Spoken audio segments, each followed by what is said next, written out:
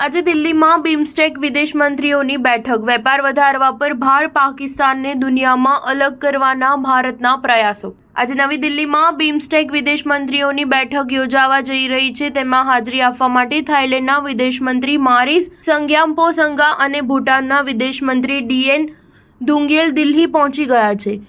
આ બેઠક 2 દિવસ સુધી ચાલશે। તેમાં શ્રીલંકા, બાંગ્લાદેશ, મ્યાનમાર, થાઈલેન્ડ, નેપાળ અને ભૂટાનના વિદેશ મંત્રી સામેલ થશે। વિદેશ મંત્રાલયના જણાવ્યા અનુસાર આ બેઠકમાં સુરક્ષા, દૂરસંચાર, વેપાર અને પરસ્પર સહયોગ પર ચર્ચા થશે।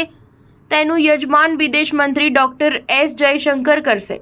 નિષ્ણાતોના મતે આનાથી તેના પાડોશી દેશો સાથે ભારતના સંબંધો મજબૂત થશે।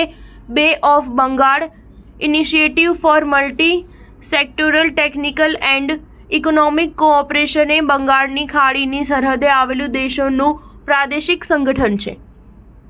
તેમાં 7 દેશોનો સમાવેશ થાય છે। પાકિસ્તાનને આનાથી અલગ રાખવામાં આવ્યું છે। આ સંગઠનનો ઉદ્દેશ્ય ઝડપી આર્થિક વિકાસ, સામાજિક પ્રગતિને પ્રોત્સાહન આપવા અને સામાન્ય હિતના મુદ્દાઓ પર સંકલન સ્થાપિત કરવા માટે સભ્ય દેશો વચ્ચે હકારાત્મક વાતાવરણ ઊભું કરવાનો છે।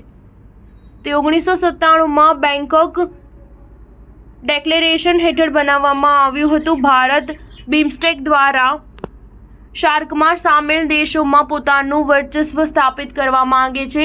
શાર્કમાં પાકિસ્તાનનો સમાવેશ થાય છે, તેથી સરકાર ઈચ્છે છે કે બિમસ્ટેક મજબૂત બને।